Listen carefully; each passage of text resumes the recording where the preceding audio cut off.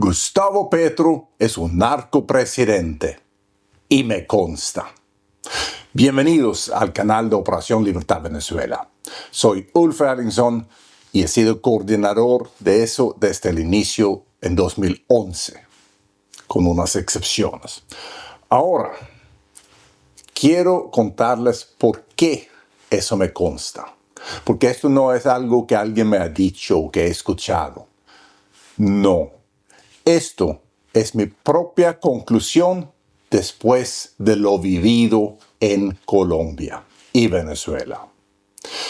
Pues empezamos. El 1 de marzo de 2023 fui secuestrado. Voy a llevar el mapa aquí. El mapa de Google Earth. Y aquí vemos norte de Santander. Cúcuta aquí, conducía para ver un poquito de la zona rural, sin intención de meterme en ninguna zona peligrosa, calculando que seguramente va a haber algún alcabala militar para alertar que a partir de esa zona ya no podemos resguardar la seguridad de la ciudadanía, ¿verdad? Lógico, ¿no? Pues así no pasa.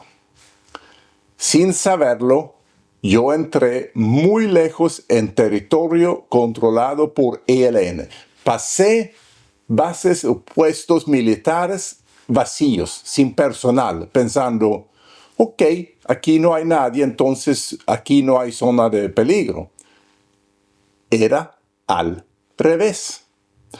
Era zona que los militares habían entregado a la guerrilla.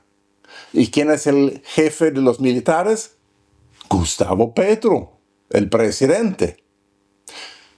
El presidente de Colombia ha entregado toda esa zona a la narcoguerrilla terrorista de ELN. O sea, cuando digo que terrorista es porque ha sido clasificado como tal. Eso no es mi conclusión. Bueno, entonces conducí hasta el punto donde encontré el primer alcabala y fue aquí, en La Gabarra. Después de cruzar el río, aquí hay un puesto de control. Y allá el oficial me preguntó si yo había hablado con la guerrilla. Yo le dije que no me interesa tener contacto con la guerrilla. Estoy tratando de evitar la guerrilla. Y dijo, bueno, dame tu pasaporte, voy a llamar a mi jefe. Obviamente, llamó por celular y yo pensaba que iba a mandar al oficial encargado de la zona, que está en Tibú. Cuando había sido librado, me encontré, fui invitado a la oficina del general en Cúcuta, que está encargado de esa zona. Y yo le pregunté si cuando yo había estado, también estaban los que investigaron mi secuestro, pregunté a todos ellos si alguien sabía sobre esa llamada y si alguien había informado a ellos de que yo había estado aquí. Y la respuesta fue no, nadie sabía de eso, me dijeron. Eso puede significar que ese oficial no llamó a un oficial, sino llamó a la guerrilla. Eso fue punto 1. Ahora punto 2.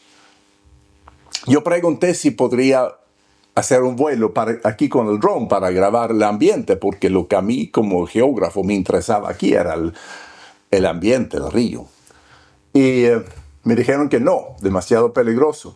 Entonces fui saliendo de La Gabarra, al otro lado había un campo abierto donde todavía no había nada, unas paredes solamente y techo, pero vacío adentro.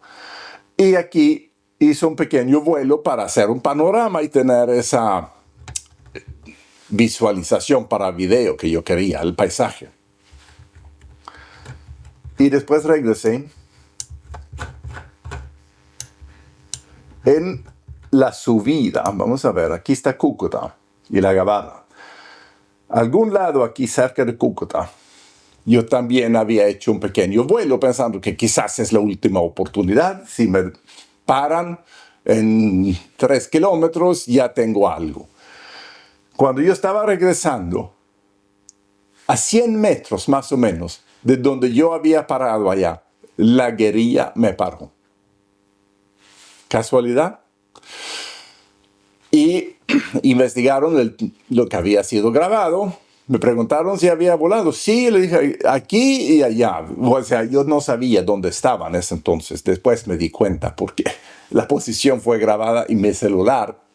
Ellos tomaron mi celular, pero quedó grabado en Google.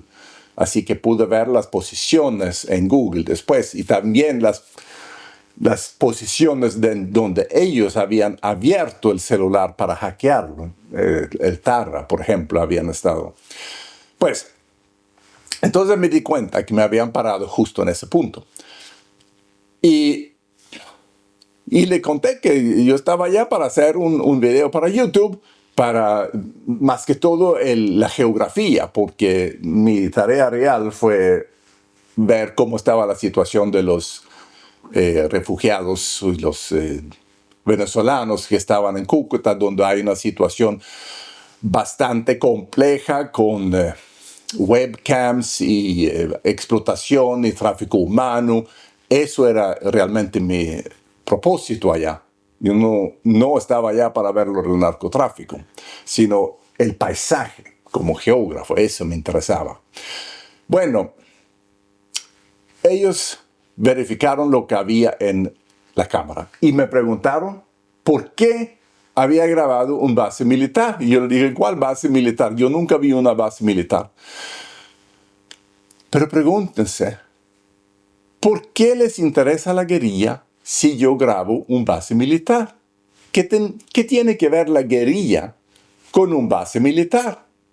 A menos que están cooperando. Pues, otra cosa. Y me llevaron después de 2 semanas y media a Venezuela. Y allá me interrogaron, me tenían 40 días y después me devolvieron. Y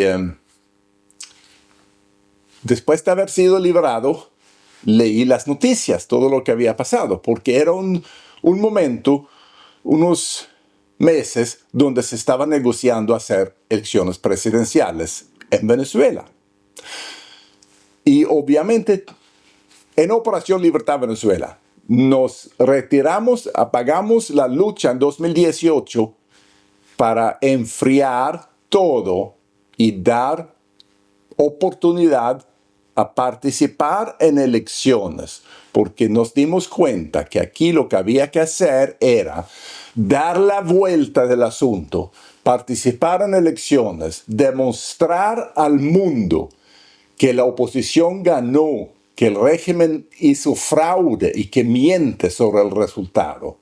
Y la única forma de convencer al mundo que era así era convencer al régimen a permitir elecciones. Y por eso teníamos que apagar la lucha y hacernos, como se dice en inglés, play dead. Aparecer muertos, como si habíamos acabado todo. Y eso yo lo aproveché. No fue mi intención ser secuestrado, pero cuando estaba allá lo aproveché al máximo para decirles que ya no hay lucha, ya no hay pelea, nadie piensa en eso, todos solamente pensamos en ir a elecciones, todos están respaldando a María Corina para ir a elecciones, la resistencia se acabó. Eso fue mi mensaje a ellos. Bueno, pero cuando me puse a ver qué había pasado esos 2 meses, resulta que Gustavo Petro había viajado a reunirse con Nicolás Maduro ese viernes en el día. Ese viernes cuando me llevaron a Venezuela en la noche. ¿Qué tal? ¿Una casualidad? Pues la razón por la visita de Petro a Maduro fue para hablar sobre un cumbre en Bogotá para hablar sobre lo de las elecciones. Y cuando se dio esa cumbre, Maduro iba a participar, pero al final creo que no lo hizo. El cumbre se terminó bastante rápido. Y pocas horas, 1 o 2 horas o algo así, Estados Unidos estaba presente. Y en esa tarde en la tarde, o sea, antes de la noche, no tenía reloj, pero sabía que la luz del día todavía no se había ido por completo. Llegaron mis secuestradores y me contaron que los americanos no se hacen caso por ti, tienes que negociar tu propia liberación, necesitamos nombres, bla, bla, bla. O sea, empezaron el proceso de liberarme justo al terminar esa cumbre.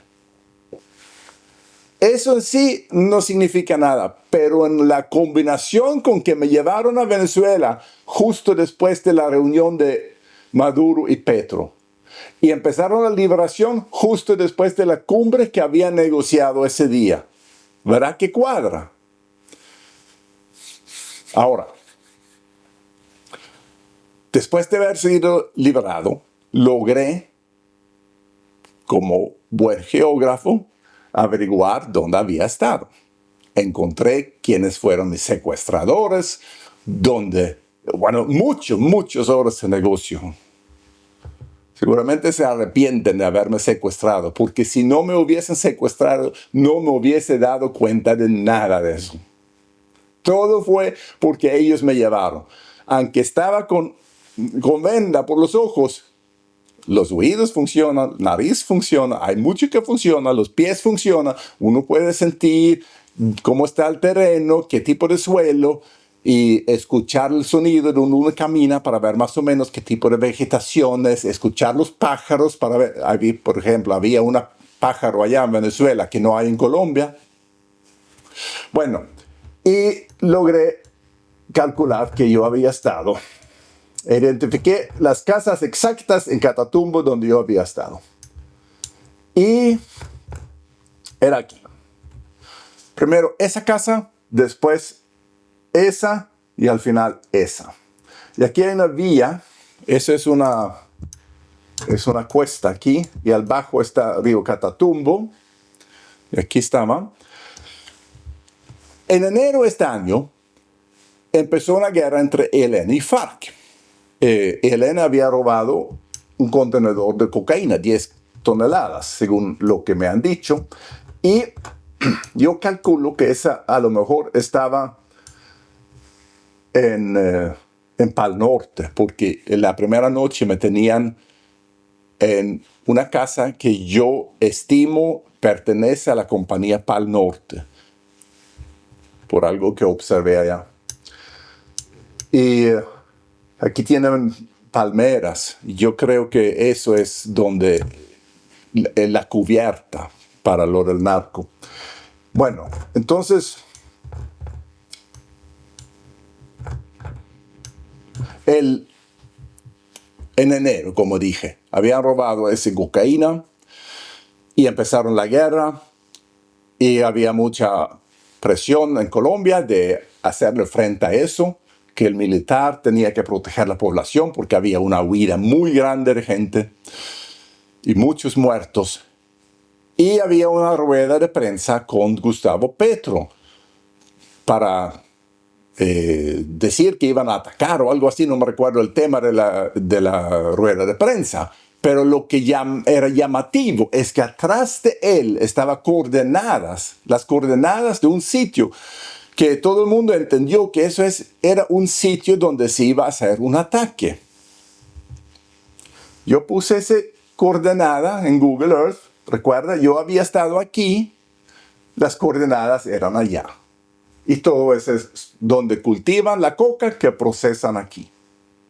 O sea, Gustavo Petro estaba alertando a la gente que había sido mis secuestradores que los militares de Colombia los iban a atacar. ¿Qué más evidencia se necesita de que Gustavo Petro es un narco? forma parte del cartel cubano de cocaína. Bueno, ¿qué más puedo decir? Sí, hay una cosa. Ya María Corina ganó el Premio Nobel de la Paz. Y yo voy a Oslo el día de la entrega. Y allá habrá una marcha de antorchas en la noche. Esa marcha normalmente se organiza por una organización en Noruega. Y allí participan todas las organizaciones de paz y derechos humanos y eso en Noruega, como 20 organizaciones. Pero este año, por la primera vez en más de 100 años, no lo van a hacer. Porque están protestando que el premio Nobel fue a María Corina. ¿Qué tal? Entonces, los venezolanos en Oslo están arreglando esa marcha ellos mismos. Esa marcha va a ser épico. Y yo voy allá a grabarlo en vivo para este canal, Operación Libertad Venezuela. Así que les invito a seguir el canal y prestar atención cuando eso va a pasar. Es el 10 de diciembre, más o menos a las 6 p.m., hora de Oslo. No me recuerdo exactamente la hora, pero es como mediodía, un poquito antes de mediodía en Colombia, el 10 de diciembre. Y también me fijé por qué lo habían hecho. Porque en estas organizaciones que participan allá, hay por lo menos una organización que es el Frente de Influencia del Régimen Cubano. Los grupos de paz aquí en Escandinavia y probablemente en toda Europa son frentes de propaganda del narco régimen cubano. Eso es la razón. Eso es lo que tenemos enfrente.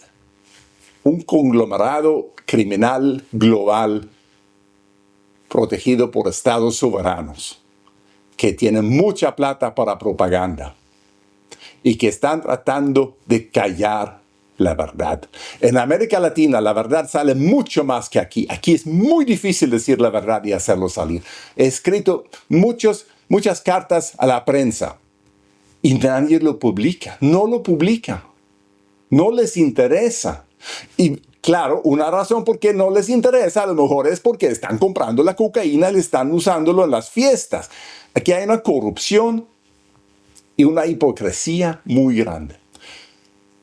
Pero nosotros que sabemos qué está pasando y estamos por la libertad de los derechos y la familia y los valores, vamos a seguir adelante y vamos a ganar esa lucha del bien contra el mal. Gracias por escuchar.